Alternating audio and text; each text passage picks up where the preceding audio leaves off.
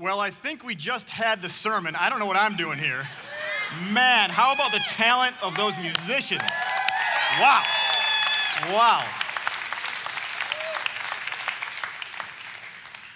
So last week, I ended my sermon by giving a quote about love. It was a quote from a guy named Darren Hufford in his book, The God's Honest Truth.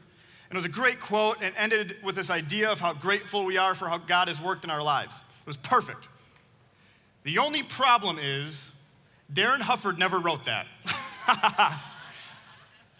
Years ago, I would see a spiritual director, and he would often say this line to me: "The sermon isn't over just because the preacher shuts up." Wonderful line. And what he meant to me was, hey, when you're telling people like what should impact them, it better be impacting you before you say it, while you're saying it, and after you say it. So don't you dare get up and tell others what should influence them if it's not influencing your heart. And so I get in this habit on Monday mornings of just reading through my notes one more time from the weekend and praying through my sermon one more time. And this Monday morning, as I was doing that, I realized as I was preparing for my sermon and taking notes, in my notes, I had given the wrong person credit for that quote. Darren Hufford didn't say that. I read that in a commentary that I was also using to prepare for the sermon. So, I feel like I need to come clean. Just in case one person went looking for that book and tried to find that quote, you're not crazy, it's not in there. So, I'm sorry, I made a mistake, and I didn't want there to be any wall of dishonesty between me and you, so now I feel like we can move on to fresh beginnings. Now, 3 weeks ago, I went to a Chick-fil-A for lunch, and a young woman named Sarah took my order. No H, S-A-R-A, Sarah. And Sarah is the type of person you want taking your order. She was fun, she was lively, she was energetic, she was smiling, she was telling jokes, and it's just fun to interact with those kinds of people. So we talked for a moment, and then I order my lunch. And I order a salad with the healthiest vinaigrette dressing that they have, and large fries. With extra Chick-fil-A sauce. And Sarah, no H, can't even push my order into the computer before she starts cracking up, like right in front of my face. She's not even trying to hide her laughter. And I lean in and say, "What's so funny, Sarah?" And Sarah says this to me. She said, "I've never seen anyone order fries with a salad. It's like you're trying to be all healthy, but still realize fries are life, man."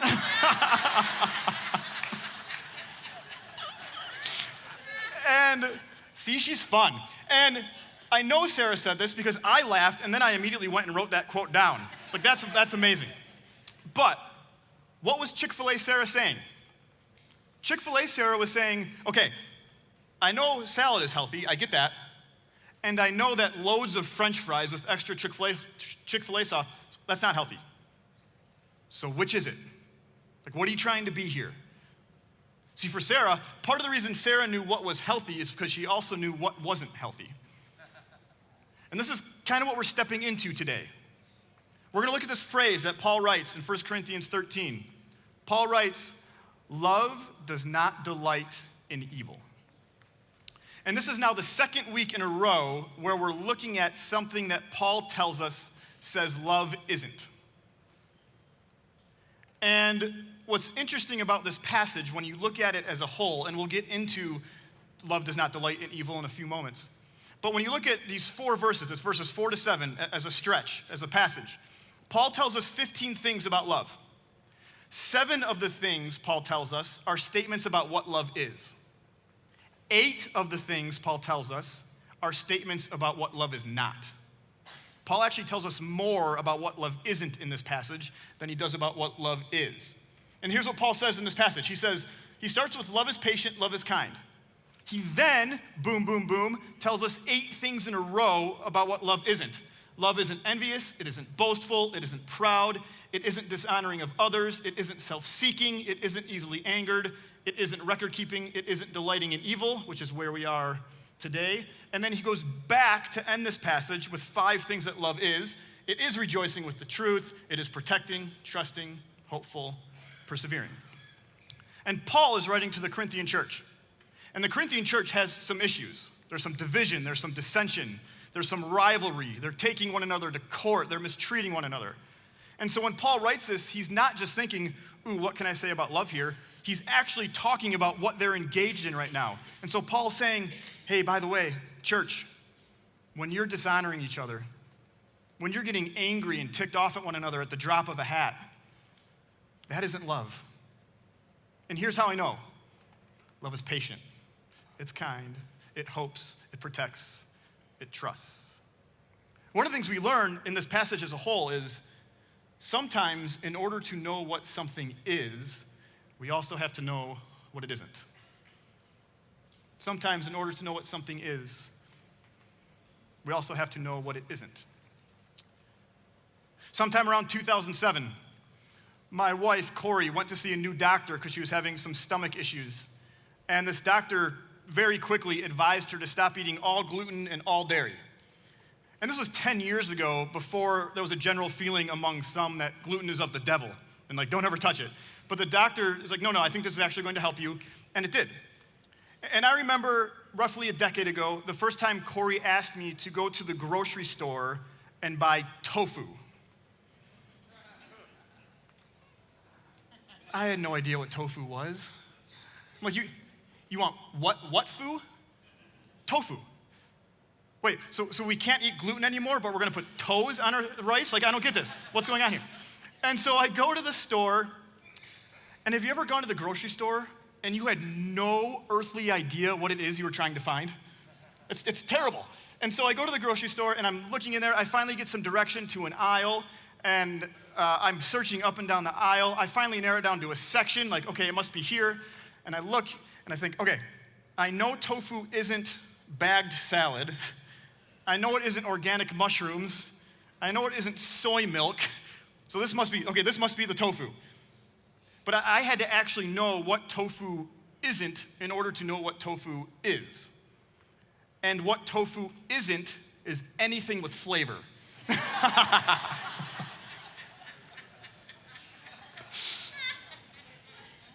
I talk a big game, but I still eat it. Now, unfortunately, when it comes to love, many of us have much more experience with what love isn't than we do with what love is. Maybe this is why Paul writes more about what love isn't than he does about what love is. This is one of the reasons why I think this passage is so powerful. And how many of you have had a boss who just worked you ragged? And they said they were doing it because they cared about you and they want you to get ahead in your career and climb the company ladder. But really what they were trying to do is just kind of pad their bottom line. And they had no regard for the fact that this schedule was absolutely killing you. And you never got to see your family or friends or get involved in any sort of hobbies. And you thought, okay, I might not know all that love is, but I know that this isn't it. Because I don't think love is supposed to drain the life out of me. Or have you been in a dating relationship where the person you're dating tries to start pushing you to break some physical boundaries that you two had set up for one another? And they start saying things like, I love you and I think we need to show our love physically. And you feel pressured, you feel unsure. And you think, I might not know totally what love is, but I don't think this is it, because I don't think it's supposed to make me feel pressured or push me or feel unsure or go against something I know to be true in my soul. Now, that's not to say this person didn't love you. It's just to say that this act isn't an act of love, it's an act of something else. Or did you have a dad as a young child who never spent time with you? He was busy with work, he was busy with his own hobbies, he maybe wasn't all that interested. And so from a really young age, you got this sense that there are things that are more important to dad than me. And you start to think, I might not totally know what love is, but I know this isn't it. Because I think love is supposed to make you want to spend time with one another and share things with one another and enjoy one another's company. Or a mom who tried to control and manipulate your decisions when you were an adult. What college to go to, what career to enter, where in the neighborhood or the country to live, what job to take, who to marry, how many kids to have, how to raise those kids. And your mom loved you very much. That wasn't the issue. It was just she hadn't learned to let go of certain things yet. And you thought, okay, I don't know everything about love, but I don't think this is it in its fullest and finest form, because I don't think it's supposed to make me feel micromanaged and restricted and confined. I think it's supposed to free me up to be who I'm supposed to be. Or think about the person who's been abused emotionally, physically, sexually. And the person who abused them kept insisting that they love them, but the person getting abused thought, no way. I don't know what love is, but I know it's not supposed to make me feel like that. When it comes to love, sometimes we need to know what love isn't in order to know what it is. And what I want to do is, when Paul says one of the things love isn't, is it isn't delighting in evil. Love does not delight in evil. I want to rephrase Paul's words here, and then from that phrase, there's a million different ways we can talk about this, but I just want to kind of break it down in three different ways. So what I think Paul's saying here with love does not delight in evil is this. Love finds no pleasure in anything that is wrong. Love finds no pleasure in anything that is wrong. From the way we think, to the way we act, to the way we treat one another.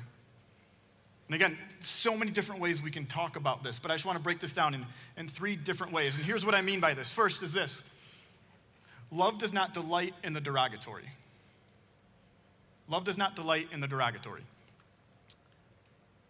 Love isn't amused by racist or sexist jokes. Love isn't amused by putting other people down so we can feel a little bit better about ourselves. Love isn't amused by talking behind somebody's back. Love doesn't get any rush out of lying or stealing or misleading or gossip or pornography. And sometimes things that are wrong, derogatory, they seem a little enticing and appealing, like, ooh, I wonder what it would be like to do that or experience that.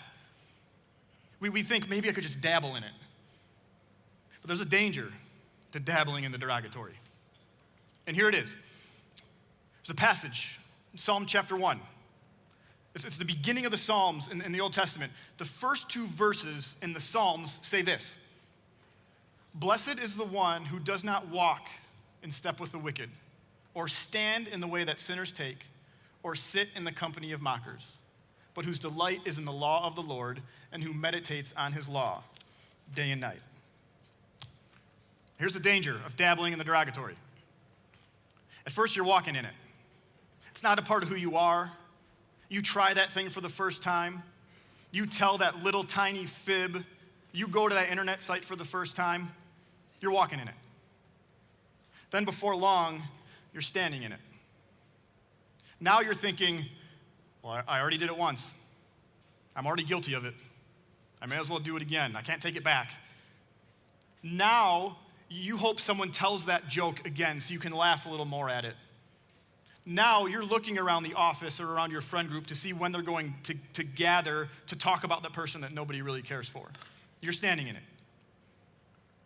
Then before long, you're sitting right in the middle of it. Now you're the person telling the joke. Now you're the person who's congregating everybody else so you can gossip about that person. Now, when you're typing in that internet site, the web browser finishes it for you before you can finish it because it knows exactly where you want to go. The danger of dabbling in the derogatory is first, you're walking in it, then you're standing in it, then all of a sudden, you're sitting right in the middle of it. And the psalmist says, love does not delight in the derogatory. What it does delight in is in the law of the Lord, and that's what it meditates on. Now, second point here. Love does not enjoy others' misfortunes. There is the strange part of human nature where we often feel good when something bad happens to somebody else. Oftentimes, we'd rather hear about people's failures than their successes, of their adversity rather than their comfort, even of people that we know and care about. And have you noticed that we are in a culture that is entertained by the downfall of others? It actually entertains us. For example, O.J. Simpson, Kurt Cobain, Britney Spears, Tiger Woods, Whitney Houston, Charlie Sheen, Bill Cosby. We are entertained by the downfall of others. We feed off this stuff. There are magazines and TV stations that exist because we can't get enough of this.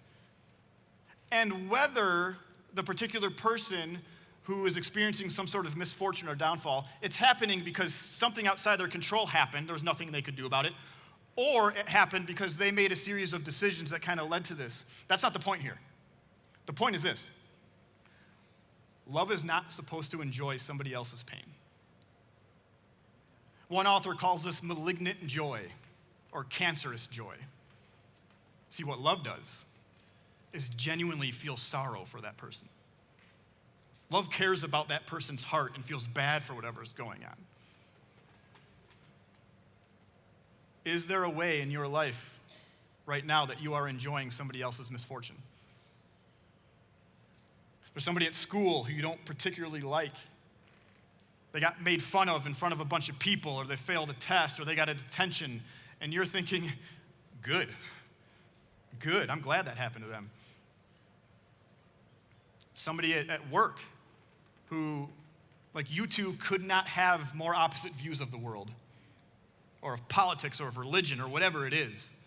And they get laid off in a downsizing, and you keep your job, and they're now in this position of thinking, I don't know how I'm gonna pay the bills next month, I don't know how I'm gonna feed my family, and you are at Applebee's cheersing your friends, not because you still have a job, but because they don't.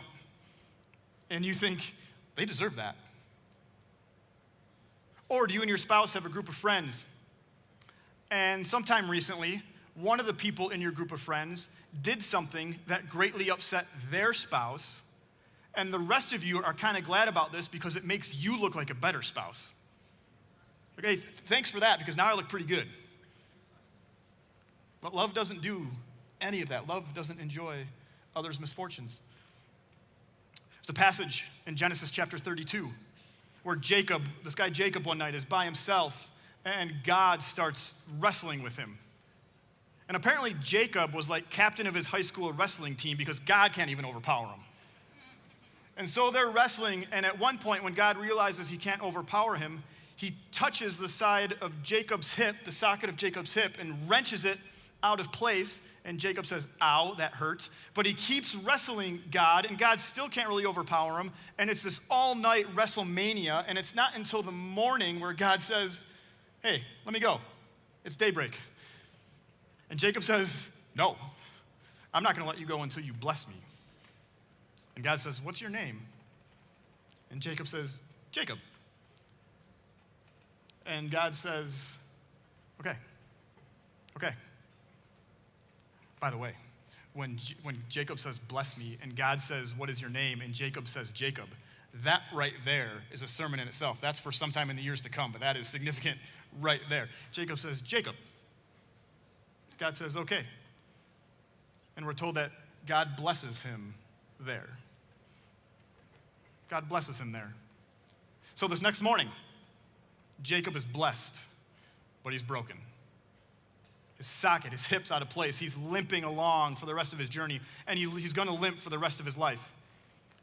So you have the story of Jacob wrestling God, and the last thing the author writes in the story is this interesting line that says this: therefore, to this day, the Israelites do not eat the tendon attached to the socket of the hip, because the socket of Jacob's hip was touched near the tendon.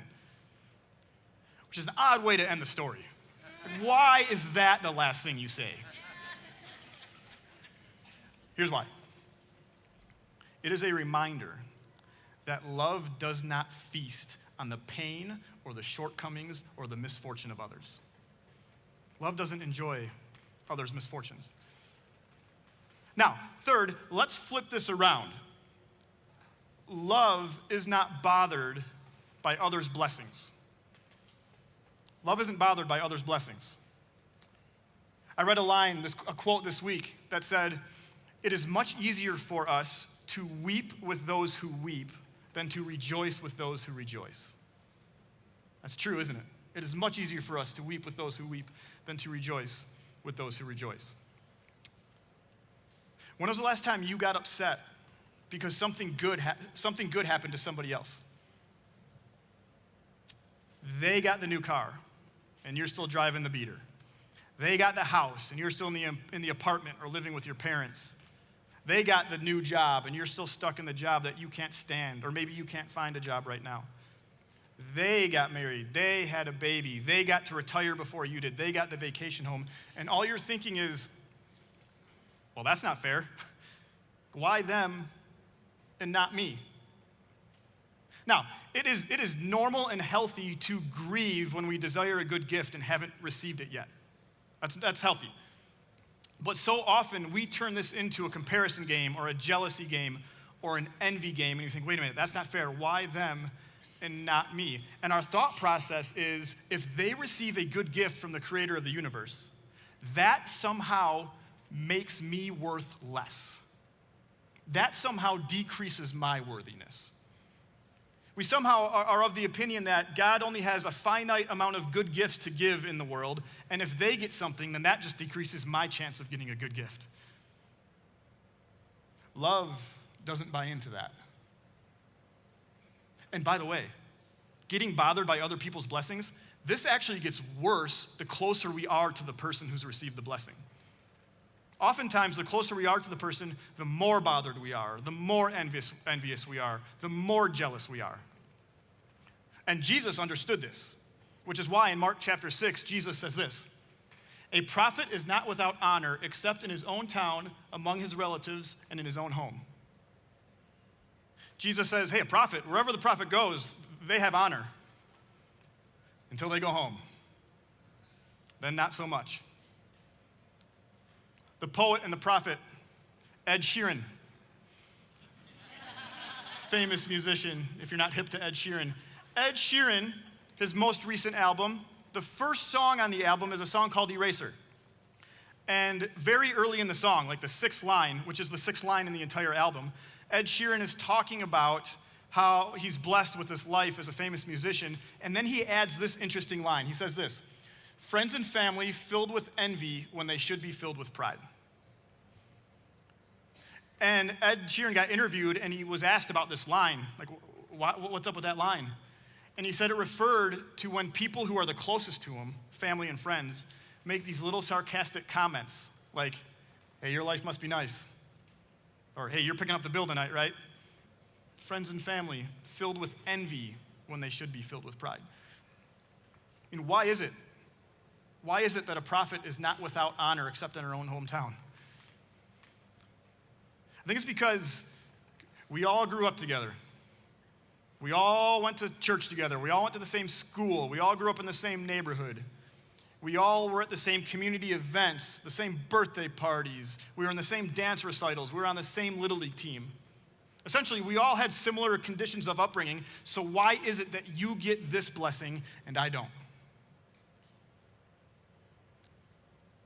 Is there a way in your life right now where you're bothered by somebody else's blessing? It's like, why them and not me? And the truth is, the jealousy is coming from the idea that them receiving this somehow decreases your worthiness. And this morning, it's time to just throw that out the window and say, no, that love doesn't believe that to be true. In 1976, 3 people signed up to be the original partners in Apple computers. Steve Jobs. Anyone in here ever heard of Steve Jobs before? Yes. Steve Jobs signed up to own 45% of the company. Steve Wozniak. How many of you have heard of Steve Wozniak? Yes. Steve Wozniak signed up to own 45% of the company. Ron Wayne. How many of you have ever heard of Ron Wayne? About 4 of you. Ron Wayne signed up to own 10% of the company. And the reason the vast majority of people who have never heard of Ron Wayne is because 11 days after Apple Computers started, Ron Wayne got out. He bailed. And Ron Wayne had previously started a slot machine company that went under, and so he got nervous. He said his stomach couldn't handle it, so he's like, I'm out.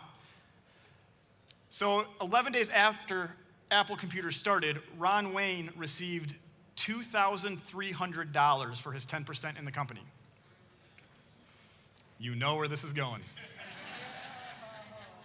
In 2013, if Ron Wayne would have kept his 10% in the company, he would have been worth $40 billion. And so in 2013, instead of living in Silicon Valley and being a multi-billionaire, Ron Wayne was living in a small home in Pahrump, Nevada, playing the penny slots and living off his Social Security check. And in 2013, he gets interviewed, and he's asked about Apple, and he's asked about Steve Jobs, and he's asked about his decision all those years ago. And Ron Wayne said, hey, I'm happy for Apple. Good for Apple, good for Steve Jobs, good for Steve Wozniak. Look at what all they've done in this world. Look how they have advanced technology. And as for my decision, Ron Wayne said, I made the best decision I could at the time for myself. Like, all I could go on was the information I had in that moment. He's like, I don't have any regrets. But I also don't have anything bad to say about Apple or Steve Jobs because good for them. And I found this interesting when I read the article because most of us wouldn't answer the question like that. You know how easy it would have been for Ron Wayne to be bothered by the success of Apple or Steve Jobs or Steve Wozniak and take little jabs in the interview of resentment and bitterness and anger.